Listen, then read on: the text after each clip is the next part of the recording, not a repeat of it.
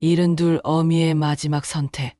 제가 평생 믿고 의지했던 아들이 저를 버리려 한다는 걸 알게 됐을 때의 그 충격을 여러분은 상상할 수 있으실까요? 디제 쪼들려 얼굴도 보기 힘들었던 아들이 갑자기 자주 찾아오더니 제 물건들을 하나씩 정리하고 사진을 찍어대는 거였어요. 그리고 저 몰래 상담 예약까지 잡아놓고는 정말 세상이 무너지는 것 같았습니다. 하지만 그 끝에서 제가 마주한 진실은 상상도 못했던 것이었어요. 지금부터 제 이야기를 들려드릴게요. 내 나이 72, 곧 허물어진다는 달동네의 흙집이 내 세상의 전부였습니다. 겨울바람을 막지 못하는 창문 틈새로 황소바람이 들어와도 이곳은 내 젊음과 남편의 온기가 깃든 유일한 성전이었어요. 남편이 돌아가신 지 벌써 10년이 넘었지만 여전히 그의 채취가 남아있는 것 같았거든요. 베개맡에 놓인 그의 안경, 벽에 걸린 젊은 시절 사진, 옷장 한편에 고이 접어둔 그의 옷가지들, 이 모든 것들이 저에게는 보물과도 같았습니다.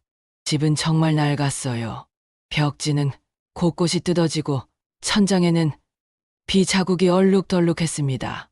마루는 삐걱거렸고 문짝은 제대로 닫히지도 않았죠. 화장실 변기는 물이 새고 부엌 개수대는 녹이 슬어 있었어요. 남들이 보기엔 정말 초라한 집이었겠지만 저에게는 그 어떤 궁궐보다 소중한 공간이었습니다. 이 집에서 아들을 낳고 기르고 남편과 함께 웃고 울었거든요. 그런데 그 평온한 일상에 이상한 변화가 시작됐어요. 빚에 쪼들려 얼굴 볼 시간도 없던 아들 내외가 요즘 들어 부쩍 저를 찾아오기 시작한 거였습니다. 전에는 명절에나 겨우 얼굴을 비추던 아이들이 갑자기 일주일에 두세 번씩 나타나는 거예요. 처음엔 정말 반가웠어요. 아, 우리 아들이 드디어 철이 들었나 보다. 나이가 들어가니까 어미 생각이 나는구나 싶어서 말이에요. 며느리가 가져오는 검은 봉지 가득한 먹거리들도 고마웠습니다. 마트에서 할인해서 파는 빵이나 김치, 반찬들이었지만 그래도 혼자 사는 저에게는 큰 도움이 되었거든요. 어머님, 이거 드세요. 몸에 좋은 거예요. 며느리가 건네주는 영양제며 과일이며 정말 고마웠어요. 하지만 뭔가 어색했습니다. 며느리가 웃을 때마다 어딘가 어색하고 부자연스러웠거든요. 그리고 며느리의 시선이 이상했어요. 제가 쓰는 그릇들을 유심히 들여다보면서 어머님, 이 그릇들 언제부터 쓰셨어요? 라고 묻는 거예요. 저는 별 생각 없이 아, 그거? 너희 아버지랑 신혼 때부터 썼으니까 벌써 50년은 됐지라고 대답했어요. 그런데 며느리는 그 말을 듣고 심각한 표정을 지으면서 핸드폰으로 그릇 사진을 찰칵 찍더군요. 왜 사진을 찍느냐고 물으니까 똑같은 걸로 새로 사드리려고 해서요라고 했는데 그 표정이 전혀 기쁘지 않아 보였어요. 아들은 더 이상했습니다. 제 무릎이 아프다고 하니까 다리를 주무르면서도 시선은 다른 곳에 가 있더라고요. 방 크기를 발걸음으로 재는 거였어요. 한 걸음, 두 걸음, 세 걸음. 그러고는 휴대폰 계산기를 꺼내서 뭔가를 계산하더군요. 아들아, 뭘 계산하고 있냐고 물으니까 그냥 방 평수가 궁금해서요라고 대답했는데 왜 갑자기 방 평수에 관심이 생겼을까요? 어느 날은 아들이 제 손을 꼭 잡고 이런 말을 했어요. 어머니, 저희가 그동안 효도 못했죠? 정말 죄송해요. 앞으로는 더 잘할게요. 그 말을 들었을 때 가슴 한편이 따뜻해지기도 했지만 한편으로는 서늘했어요. 왜 갑자기 이런 말을 하는 걸까? 마치 무슨 큰일을 앞두고 미리 사과하는 것 같다는 생각이 들었거든요. 그들의 서툰 온기가 오히려 저를 더욱 불안하게 만들었어요. 뭔가 숨기고 있는 게 분명했습니다. 며느리는 자꾸 제 건강을 확인했어요. 어머님, 요즘 어디 아픈 데 없으세요? 밤에 잠은 잘 주무세요? 약은 잘 챙겨 드시고 계시죠? 이런 질문들을 계속했는데 처음엔 제 건강을 걱정해서 그러나 보다 싶었어요. 하지만 질문이 너무 구체적이고 자세해서 이상했습니다. 마치 병원에서 진료받을 때 하는 문진 같았거든요.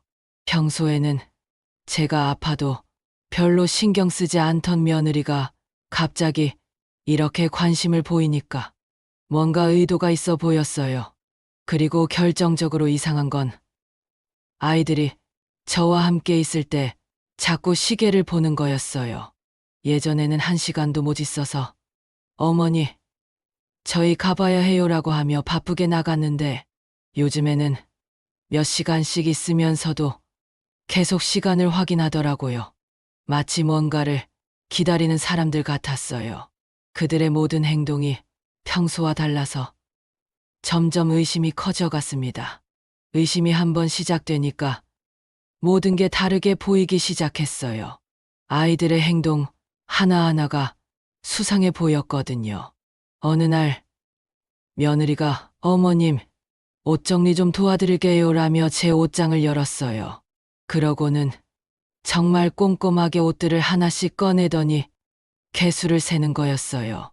겨울옷 몇 벌, 여름옷 몇 벌, 심지어 속옷까지 하나씩 세면서 수첩에 뭔가를 적어두더라고요. 뭘 그렇게 자세히 적고 있느냐고 물었더니 며느리가 화들짝 놀라면서 수첩을 후다닥 덮더군요. 아, 어머님, 세탁할 것들 구분해서 적어두는 거예요. 계절 바뀔 때마다 정리해 드리려고요. 그렇게 말했지만 표정이 어색했어요. 그리고 제가 본 건 세탁 목록이 아니라 마치 집 목록 같은 거였거든요. TV에서 본 적이 있어요. 요양원에 들어갈 때는 개인 소지품 목록을 작성해야 한다고 말이에요. 며느리는 그날 이후로도 계속 제 물건들을 정리한다며 이것저것 만지작거렸어요. 제 약통을 뒤져서 어떤 약을 먹는지 확인하고 제 통장이 어디에 있는지 슬쩍 물어보기도 했어요. 어머님, 혹시 중요한 서류들은 어디에 보관하세요? 도장은 어디에 두셨어요? 이런 질문들을 자꾸 하는 거예요. 처음에는 혹시 도둑이 들까봐 걱정해서 그러나 보다 싶었는데 나중에 생각해보니 이상했어요. 왜 갑자기 제 재산에 그렇게 관심이 많아졌을까요? 아들의 행동은 더 의심스러웠어요.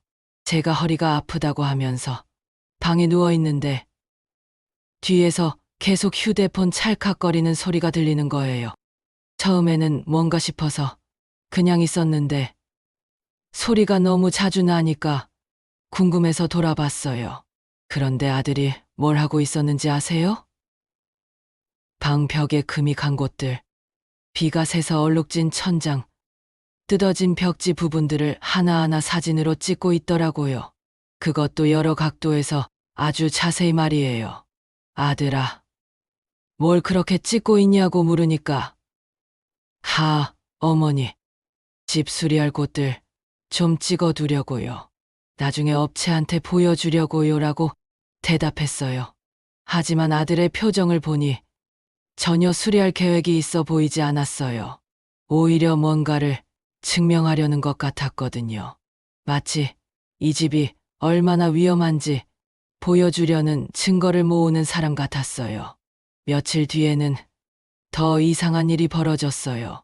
아들이 어머니, 혹시 어지러우시거나 넘어지신 적은 없으세요? 라고 물어보더니 갑자기 제 보행 상태를 확인하는 거예요. 한번 이리로 걸어보세요라고 하면서 제가 걷는 모습을 휴대폰으로 찍더라고요. 왜 이런 걸 찍느냐고 하니까 어머니 건강 상태를 체크해 두려고요.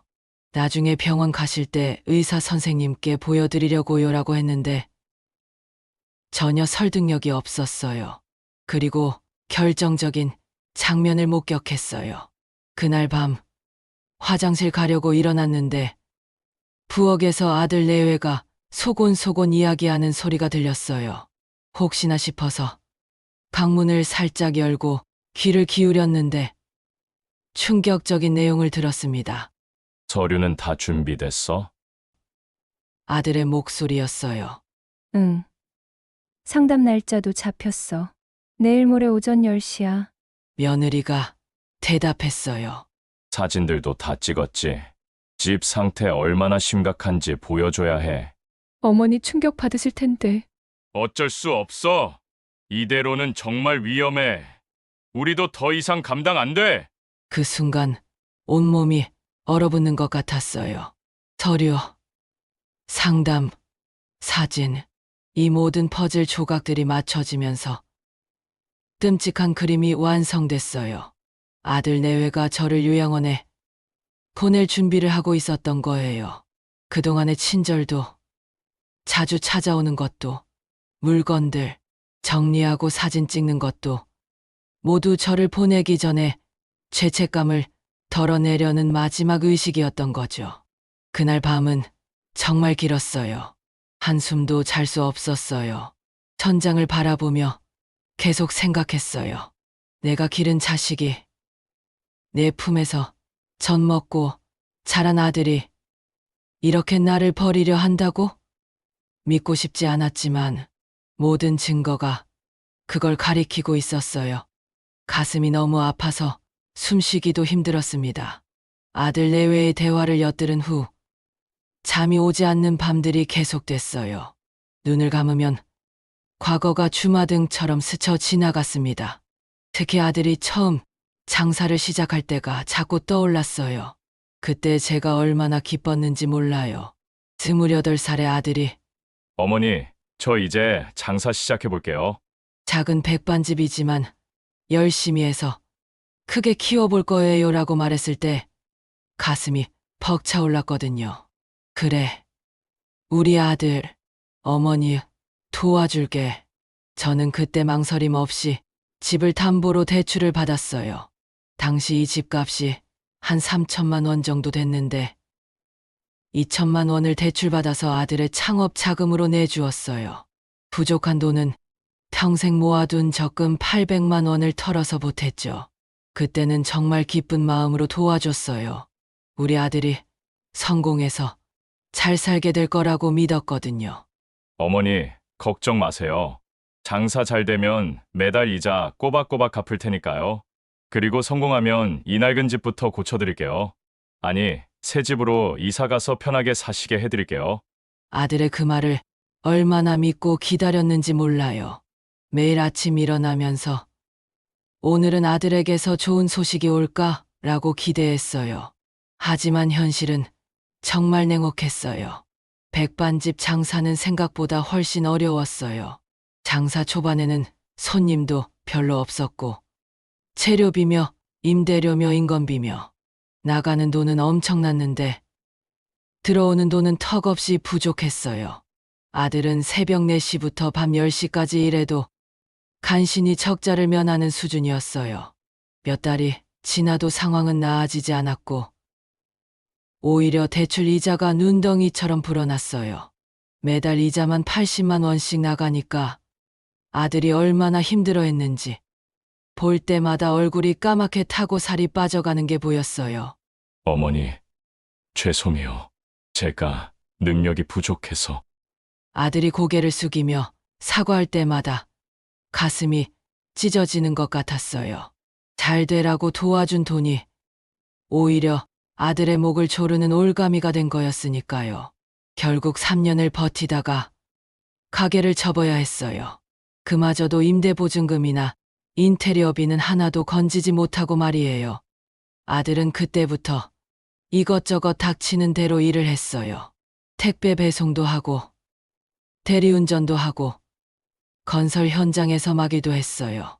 그렇게 악착같이 일해도 대출 이자 갚기에 급급했어요.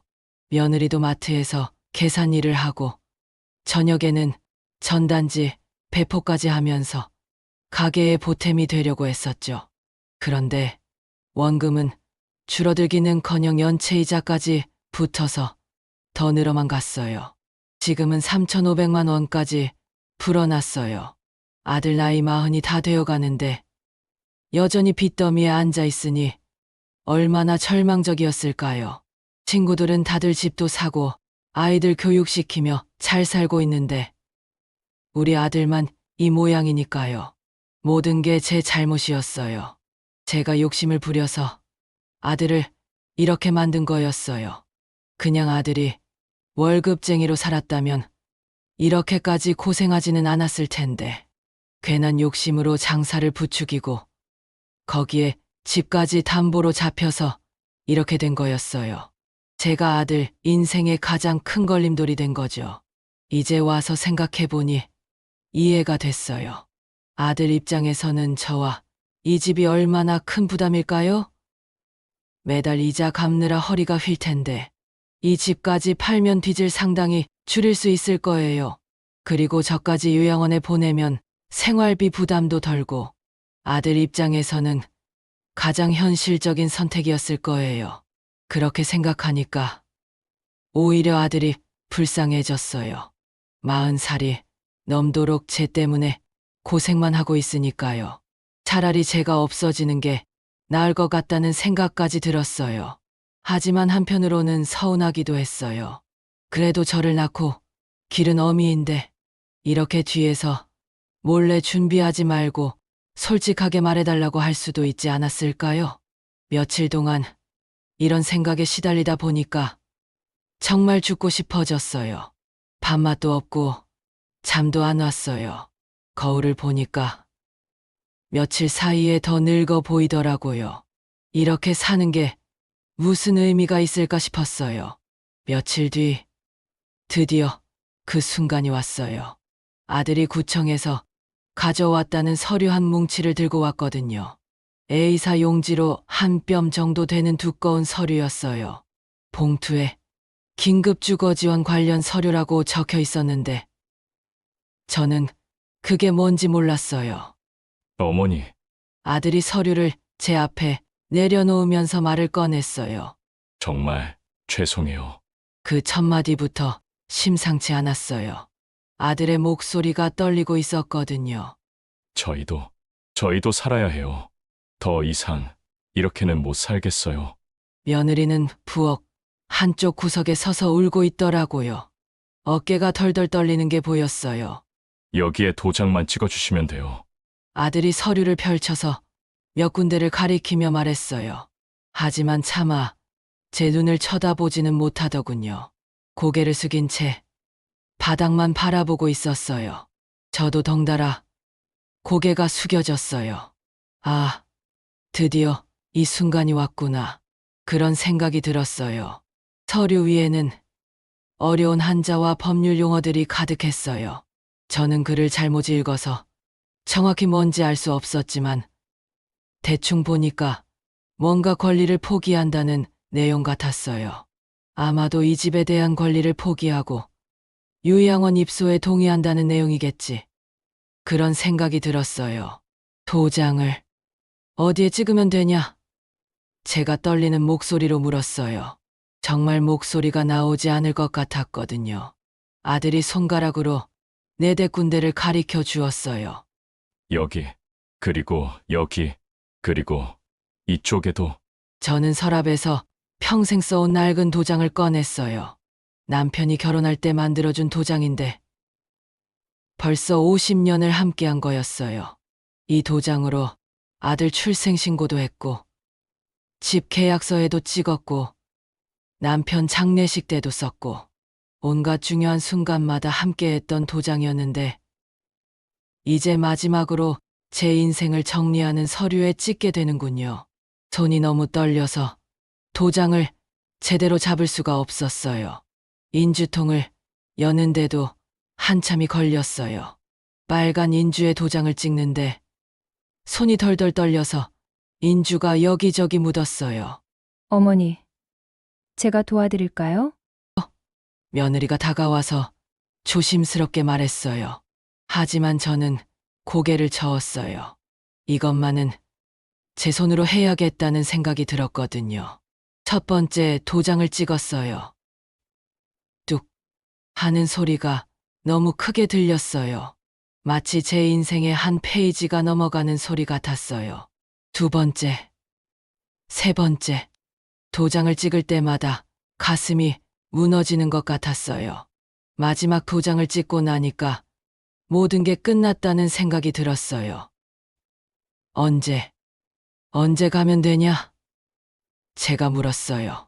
내일 오전에 모시러 올게요. 아들이 대답했어요. 짐은 많이 싸지 마세요. 저희가 필요한 것들은 다 준비해뒀어요. 며느리가 덧붙였어요. 필요한 것들을 다 준비했다니 정말 치밀하게 계획했구나 싶었어요. 아들 내외는 서류를 챙겨서 급히 나갔어요. 어머니, 내일 뵐게요라는 말만 남기고 말이에요. 혼자 남은 집은 갑자기 너무 조용해졌어요. 시계 초침 소리만 똑딱똑딱 들렸어요. 그날 밤 저는 마지막으로 아들 내외에게 밥을 차려주고 싶었어요.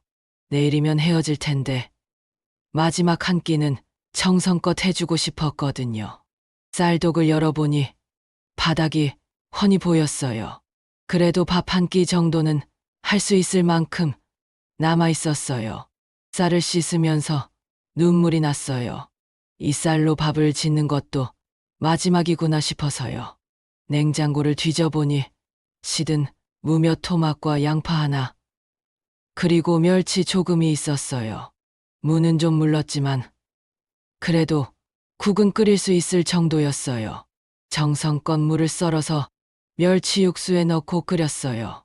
그리고 제 평생의 손맛이 담긴 마지막 남은 된장을 풀었어요. 이 된장은 시어머니께서 담가주신 걸 50년 동안 아껴 먹은 거였는데 정말 마지막 남은 거였어요. 된장을 풀자 구수한 냄새가 집안 가득 퍼졌어요. 이 냄새만은 저를 잊더라도 기억해 주길 바라는 마음이었어요. 언젠가 아들이 된장국 냄새를 맡으면 어머니 생각이 조금이라도 났으면 좋겠다고요. 김치 냉장고에서 묵은 김치도 꺼내서 볶았어요. 기름이 별로 없어서 맛은 별로였지만 그래도 마지막 정성이었어요. 밤이 깊어도 잠이 오지 않았어요. 이 집에서 보내는 마지막 밤이라는 생각에 모든 게 애틋해 보였어요. 금간 벽, 곰팡이 쓴 천장, 삐걱거리는 마루. 남들 눈에는 허름하기 짝이 없겠지만 저에게는 추억이 가득한 공간이었거든요. 이 방에서 아들을 낳고 남편과 함께 늙어갔는데 이제 떠나야 한다니. 새벽까지 잠 못 이루다가 겨우 눈을 붙였는데 금세 아침이 되었어요. 아들 내외가 올 시간이 다가오고 있었어요. 아침 9시 아들 내외가 작은 1톤 트럭을 몰고 왔어요. 트럭을 보는 순간 정말 실감이 났어요. 아, 정말로 이 집을 떠나는구나. 저는 밤새 챙겨둔 작은 보따리 하나만 들고 그들을 맞았어요.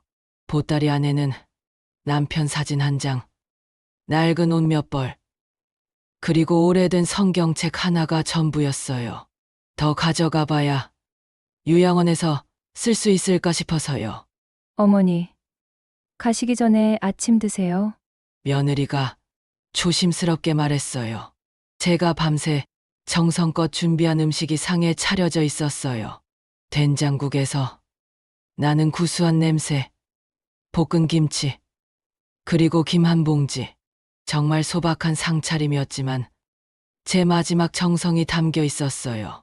세 사람은 아무 말 없이 밥을 먹었어요. 평소 같으면 어머니, 된장국 맛있어요라고 칭찬해주던 아들도 오늘은 말이 없었어요. 며느리는 아예 숟가락을 제대로 들지도 못했어요. 자꾸 훌쩍이면서 눈물을 닦더라고요. 저도 밥맛이 없었어요. 목구멍으로 밥이 넘어가지 않았거든요. 잘 먹었습니다. 짧은 식사를 마치고 드디어 떠날 시간이 됐어요. 저는 평생 살던 집을 마지막으로 둘러봤어요. 남편과 함께 걸었던 사진, 아들 어렸을 때, 그림, 시어머니 유품들, 모든 게 다 추억이었는데, 이제 다 놔두고 가야 하는군요. 트럭에 올라타면서 가슴이 너무 아팠어요.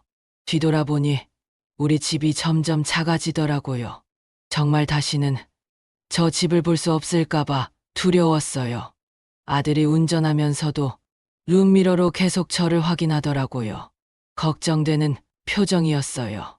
그런데 이상한 건 트럭이 제가 예상한 방향과 다르게 가는 거였어요. 시외로 나가는 길이 아니라 시내 쪽으로 향하더라고요. 요양원이나 실버타운은 대부분 외곽에 있는 걸로 아는데 왜 시내로 가는 걸까요? 혹시 먼저 병원에서 건강검진이라도 받는 건가? 그런 생각이 들었어요. 드디어 트럭이 멈춘 곳을 보고 더욱 당황했어요. 행정복지센터라는 간판이 달린 관공서 앞이었거든요. 동사무소 같은 곳이었어요. 왜 여기에 왔을까요? 어머니, 들어가서 상담만 잠깐 받으시면 돼요. 아들이 말했어요. 상담? 무슨 상담을 말하는 걸까요? 그때서야 깨달았어요. 아, 여기서 저를 공식적으로 포기하는 절차를 밟는 거구나. 요양원에 보내기 전에 가족이 부양을 포기한다는 서류를 작성하는 거겠구나. 복지센터 안으로 들어가니 여러 창구가 있었어요. 아들이 저를 한 창구 앞으로 데리고 갔어요. 주거복지팀이라고 적혀 있더라고요. 젊은 여자 공무원이 저희를 맞아줬어요.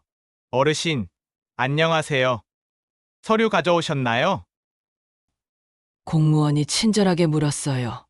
아들이 가방에서 어제 제가 도장 찍은 서류들을 꺼내서 건넸어요. 공무원은 서류를 꼼꼼히 확인하더니 컴퓨터로 뭔가를 입력했어요. 어르신, 댁 상황이 정말 심각하셨네요. 공무원이 아들이 찍어온 집 사진들을 보면서 말했어요. 벽에 금 간 곳, 비가 새는 천장, 곰팡이 핀 부분들이 화면에 크게 나타났어요. 이런 상태에서 혼자 계시기에는 정말 위험해 보여요. 그 순간 가슴이 철렁 내려앉았어요. 정말 제가 그렇게 위험하고 걱정스러운 존재였을까요? 아들에게 그렇게 큰 짐이 되었을까요? 자제분들이 정말 고민 많으셨을 것 같아요. 어르신을 혼자 두기에는 너무 불안하셨겠어요. 공무원이 이해한다는 표정으로 말했어요. 저는 그 말이 비수처럼 가슴에 박혔어요. 정말 모든 사람들이 저를 그렇게 보고 있었던 건가요? 어르신, 이제 안전한 곳으로 이주하시게 되니까 다행이에요. 자제분들도 안심이 되실 거고요. 공무원이 말을 계속했어요. 안전한 곳, 결국 요양원을 말하는 거겠죠. 어르신, 혹시 궁금한 거나 걱정되는 게 있으시면 언제든 말씀하세요. 공무원이 친절하게 말했지만 저는 아무 말도 할 수 없었어요. 목이 메어서 말이 나오지 않았거든요. 그냥 고개만 끄덕였어요. 모든 절차가 끝나자 아들이 저를 부축해서 밖으로 나왔어요. 이제 정말 요양원으로 가는구나. 체념하며 눈을 감았어요. 하지만 트럭이 향한 곳은 또 다른 곳이었어요. 트럭이 멈춘 곳을 보고 깜짝 놀랐어요. 허름한 다가구, 주택이 다닥다닥 붙어 있는 골목이었거든요. 요양원이 있을 만한 곳이 아니었어요. 그냥 평범한 주택가 같았어요. 여기가 어디냐? 제가 물었지만 아들은 대답하지 않았어요. 그냥 어머니, 잠깐만요라고만 했어요. 트럭에서 내려보니 3층짜리 연립주택이 보였어요. 그리 좋은 동네는 아니었지만 그래도 사람들이 사는 곳이라는 느낌이 들었어요. 아들이 2층으로 올라가는 외부 계단 앞에서 멈춰 서더니 주머니에서 열쇠를 꺼냈어요. 새 열쇠 같아 보였어요. 열쇠를 문에 꽂고 돌리는 소리가 들렸어요. 찰칵 하고 문이 열렸어요. 문이 활짝 열리는 순간 저는 제 눈을 의심했어요. 좁지만 햇살이 환하게 들어오는 방이었거든요. 그런데 그 안에 뭔가 익숙한 것들이 보였어요. 잠깐, 저게 뭐지? 제 낡은 자개장이 거기에 있는 거예요. 그리고 제 재봉틀도 있고 제가 평생 쓰던 이불과 베개도 있었어요. 이게 다 뭐냐? 저는 완전히 어리둥절해서 물었어요. 꿈을 꾸는 건 아닌가 싶어서 자개장을 손으로 만져봤어요. 차갑고 단단한 느낌이 그대로 전해졌어요. 진짜였어요. 제 물건들이 정말로 여기에 있었어요. 그때 아들이 제 앞에 털썩 무릎을 꿇었어요. 어머니, 정말 죄송해요. 아들의 목소리가 떨리고 있었어요. 저희가 돈이 없어서 좋은 집은 못 구했어요. 이런 좁은 방밖에 못 얻었어요. 뭔가 이상했어요. 이게 무슨 상황이지? 요양원에 보내려던 게 아니었나요? 그래도 곧 무너질 그 위험한 집에 어머니 혼자 계시게 할 수는 없었어요. 아들이 계속 말했어요. 저희가 무능해서 이런 작은 방밖에 못 마련했지만 그래도 어머니랑 함께 살고 싶어요. 며느리가 울먹이며 제 손을 잡았어요. 어머님, 저희 식당 철거 보상금 받은 거 아시죠? 그거 다 털어서 겨우 이 방 2개짜리 월세 얻었어요. 보상금? 아, 그래서 요즘에 자주 왔던 거구나. 갑자기 여유가 생겨서가 아니라 저를 모실 준비를 하고 있었던 거였어요. 이제 저희랑 같이 살아요.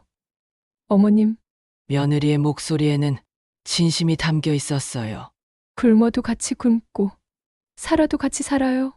더 이상 어머님 혼자 두지 않을게요. 그제야 모든 진실이 밝혀졌어요. 요양원에 보내려던 게 아니었어요. 위험한 집에서 빼내서 함께 살려고 했던 거였거든요. 그동안 제가 얼마나 큰 오해를 하고 있었던 건지. 그럼 그 서류는 뭐였냐? 제가 물었어요. 어머님, 그건 구청에서 위험가구 긴급 주거 지원 받기 위한 서류였어요. 어머님 집이 정말 위험하다고 판정받아서 정부에서 이 사비 일부를 지원해 주는 거였어요. 아들이 설명했어요. 주민센터 상담도 요양원 입소 상담이 아니라 주거 지원을 받기 위한 절차였던 거예요. 집을 찍은 사진들도 제가 찍은 도장도 모두 그 증빙 서류였던 거죠. 어머님, 저기 보세요. 며느리가 방 한쪽을 가리켰어요. 그곳에는 제 재봉틀 앞에 예쁜 꽃무늬 천으로 덮인 작은 방석이 놓여 있었어요. 어머님이 재봉틀 앞에 오래 앉아 계시면 허리 아프실까 봐서요. 돈이 없어서 방석은 사지 못하고 제가 밤새 남는 천으로 만들었어요. 그 작은 방석을 보는 순간 저는 참았던 눈물을 터뜨리고 말았어요. 이 못나고 어리석은 자식들이 자신들의 마지막 남은 보상금을 몽땅 털어서 이 늙은 어미를 모시려고 작은 방을 마련했던 거예요. 그것도 모자라서 밤새 바느질까지 해서 작은 방석 하나를 만들어 놨던 거였어요. 저는 그 자리에 주저앉아 아들과 며느리를 부둥켜 안고 목 놓아 울었어요. 미안해라. 미안해. 어미가 너희들을 의심했어. 아들도 며느리도 같이 울었어요. 세 식구가 그렇게 한참을 안고 울었어요. 어머님, 저희가 더 미안해요. 미리 말씀드리지 못해서 어머님을 놀라게 해드려서. 괜찮아. 괜찮아. 이제 다 알았으니까 괜찮아. 정말 마음 깊은 곳에서 우러나오는 안도감이었어요. 제 아들들이 저를 버리려 한 게 아니라 오히려 더 가까이에서 모시려고 했던 거였으니까요. 그날부터 저는 제 인생에서 가장 작지만 가장 따뜻한 방에서 살게 됐어요. 이전 집의 절반도 안 되는 작은 공간이었지만 마음만은 궁궐 같았어요. 옆방에서는 아들 내외와 중학생인 손주가 함께 지내고 있었고 그 소리들이 제게는 세상에서 가장 아름다운 음악이었어요. 아침에 일어나면 며느리가 어머님, 주무세요. 잘 주셨어요? 라고 인사를 해줘요. 그리고 따뜻한 물 한 컵을 가져다 주죠. 어머님, 아침에 일어나시자마자 찬물 드시면 위에 안 좋다고 해요. 따뜻한 물로 하루를 시작하세요. 이런 작은 배려가 얼마나 고마운지 몰라요. 처음 며칠은 적응이 쉽지 않았어요. 좁은 공간에 옛 식구가 함께 살다 보니 서로 부딪힐 일이 많았거든요. 화장실 쓰려고 줄 서고 세수하려면 순서 기다리고 하지만 그런 것들도 다 행복이었어요. 혼자 있을 때는 하루 종일 말 한마디 안 하는 날도 있었는데 이제는 계속 누군가와 대화를 나눌 수 있으니까요. 손주 녀석은 학교에서 돌아오면 항상 제게 먼저 인사를 해요. 할머니, 다녀왔어요. 그러고는 학교에서 있었던 일들을 하나씩 들려줘요. 할머니, 오늘 수학 시험에서 90점 받았어요. 할머니, 친구랑 싸웠는데 금방 화해했어요. 이런 소소한 이야기들이 제게는 재미있는 드라마였어요. 아들은 새로운 직장을 구했어요. 작은 물류회사에서 배송 일을 하는 거였는데 전보다 수입이 좀 더 안정적이에요. 어머니, 이번 달은 보너스도 조금 나왔어요. 아들이 기쁘게 말할 때면 저도 덩달아 기뻤어요. 며느리도 동네 카페에서 아르바이트를 시작했어요. 어머님, 제가 일하는 카페? 커피 정말 맛있어요. 다음에 모시고 가볼게요. 삶은 여전히 쉽지 않았어요. 내 식구가 함께 살려니까 생활비도 더 많이 들고 월세도 만만치 않았어요. 가끔 반찬이 부족할 때도 있었고 김치만으로 끼니를 때울 때도 있었어요. 하지만 전혀 서럽지 않았어요. 함께니까 괜찮았어요. 어느 날 저녁 밥상에 둘러앉아 저녁을 먹고 있는데 그날따라 반찬이 정말 없었어요. 김치하고 계란 후라이 하나, 그리고 된장찌개가 전부였어요. 예전 같으면 이런 상차림이 초라해 보였을 텐데 이상하게 풍성해 보였어요. 어머니, 김치 더 드세요. 아들이 제 밥그릇 위에 김치 한 조각을 올려주면서 말했어요. 우리 어머니, 오래오래 사셔야 해요. 저희가 더 잘할게요. 그 한마디에 가슴이 뭉클해졌어요. 지난날의 모든 서러움이 눈 녹듯 사라졌어요. 의심했던 것도, 원망했던 것도, 모든 게 다 사라졌어요. 손주가 제 옆에 와서 팔을 꼭 끼고 말했어요. 할머니, 우리 계속 함께 살아요. 저 할머니 없으면 안 돼요. 그날 밤 침대에 누워서 생각했어요. 진정한 부는 통장 잔고가 아니라 서로를 보듬는 가족의 마음에 있구나. 우리는 세상에서 가장 가난했지만 세상에서 가장 큰 부자였어요. 이제 1년이 넘게 이곳에서 살고 있어요. 작은 방이지만 제게는 천국 같아요. 아침에 일어나면 며느리가 끓여주는 따뜻한 차 한 잔으로 하루를 시작하고 손주가 학교 다녀와서 들려주는 이야기로 오후를 보내고 밤에는 가족들의 잔잔한 숨소리를 들으며 잠이 들어요. 가끔 전에 살던 집 생각이 나기도 해요. 그 집에서의 추억들이 그립기도 하고요. 하지만 후회는 전혀 없어요. 정말로 그 집이 위험했다는 걸 나중에 알게 됐거든요. 제가 나온 지 2달 후에 큰 비가 와서 지붕 일부가 무너졌다고 하더라고요. 만약 그때 제가 혼자 있었다면 생각만 해도 아찔해요. 아들의 선택이 옳았던 거예요. 며느리가 만들어준 꽃무늬 방석은 지금도 제 재봉틀 앞에 있어요. 그 위에 앉아서 손주 옷을 수선해 주거나 간단한 바느질을 할 때면 정말 행복해요. 할머니가 고쳐주신 옷이 제일 좋아요라고 말하는 손주를 보면 제가 아직 쓸모 있는 사람이라는 생각이 들어요. 최근에는 새로운 취미도 생겼어요. 동네 경로당에서 컴퓨터를 배우기 시작한 거예요. 처음에는 정말 어려웠는데 손주가 집에 와서 하나하나 가르쳐줘서 조금씩 늘고 있어요. 할머니, 이거 누르시면 돼요. 천천히 해보세요. 손주가 옆에서 인내심을 갖고 가르쳐주는 모습이 너무 기특해요. 아들도 많이 달라졌어요. 예전에는 돈 걱정에 늘 찌푸린 얼굴이었는데 요즘에는 웃는 일이 많아졌어요. 어머니, 저희 회사에서 정규직으로 전환해주기로 했어요. 이런 기쁜 소식을 들을 때면 저도 덩달아 행복해져요. 빚은 아직 많이 남아있지만 이제는 조금씩 줄어들고 있어요. 며느리와의 관계도 훨씬 가까워졌어요. 처음에는 서로 어색했는데 이제는 정말 친한 모녀 사이가 됐어요. 어머님, 오늘 시장에서 좋은 생선이 나왔던데 내일 사와서 구워드릴게요. 어머님, 제가 새로 배운 요리법이 있어요. 한번 만들어 드려 볼까요? 이런 대화를 나눌 때면 정말 따뜻해져요. 가장 놀라운 건 제가 이렇게 가족들과 가까이 살면서 오히려 더 건강해졌다는 거예요. 혼자 있을 때는 하루 종일 말도 안 하고 우울했었는데 이제는 매일 웃을 일이 생겨요. 병원에서도 어르신 많이 좋아지셨네요. 가족들과 함께 사시니까 그런가 봐요라고 해요. 여러분도 가족 간에 오해가 생기면 섣불리 판단하지 마세요. 제가 그랬듯이 때로는 우리가 보는 것이 전부가 아닐 수도 있거든요. 사랑하는 마음은 때로 서툰 방식으로 표현되기도 하지만 그 진심만은 변하지 않는다는 걸 깨달았어요. 요즘에는 동네 이웃들과도 친해졌어요.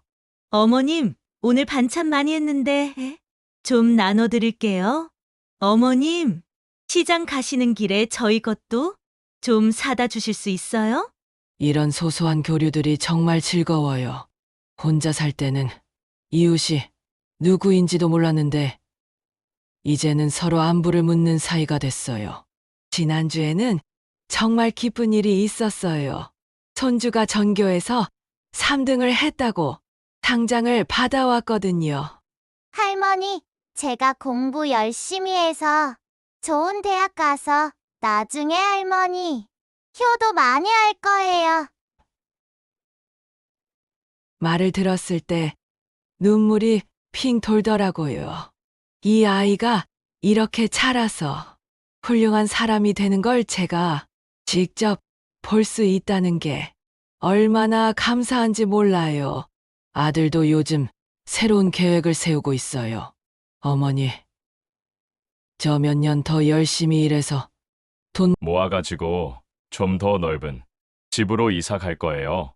어머니 방도 더 크게 해드리고 싶어요. 그런 말을 들으면 고맙기도 하지만 한편으로는 지금도 충분히 좋다고 말해주고 싶어요.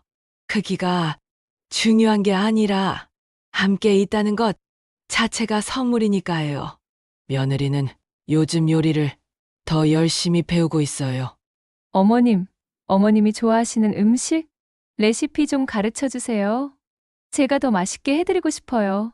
그래서 제가 평생 해먹던 된장찌개 끓이는 법, 김치볶음 만드는 법을 차근차근 가르쳐 줬어요. 며느리가 정성스럽게 메모하면서 배우는 모습이 정말 기특했어요. 가끔 옛날 친구들을 만날 때면, 야, 너 정말 좋겠다. 자식들이랑 같이 살고라고 부러워해요. 우리는 자식들이 멀리 살아서 몇 달에 한 번밖에 못 보는데라고 하면서 말이에요. 그럴 때마다 제가 얼마나 행복한 상황에 있는지 새삼 깨달아요. 물론 모든 게 완벽한 건 아니에요. 가끔 좁은 공간에서 지내다 보면 서로 예민해질 때도 있고 생활 패턴이 달라서 불편할 때도 있어요. 하지만 그런 작은 불편함들은 가족이 함께 있다는 큰 행복 앞에서는 정말 사소한 거예요. 지금 이 순간도 옆방에서 며느리가 내일 아침 먹을 김치찌개를 끓이는 소리가 들리고 손주가 숙제하면서 중얼거리는 소리가 들리고 아들이 TV 보면서 가끔 웃는 소리가 들려요. 이런 평범한 일상의 소리들이 제게는 가장 아름다운 교향곡이에요. 그때 제가 얼마나 큰 착각을 하고 있었는지, 아들이 저를 버리려 한다고 생각했던 그 며칠간이 지금 생각해보면 정말 바보 같아요. 하지만 그 오해가 있었기에 지금의 소중함을 더 깊이 깨달을 수 있었던 것 같아요. 여러분도 오늘 집에 가시면 가족들에게 사랑한다고 말해주세요. 그리고 서로를 조금 더 이해하려고 노력해보세요.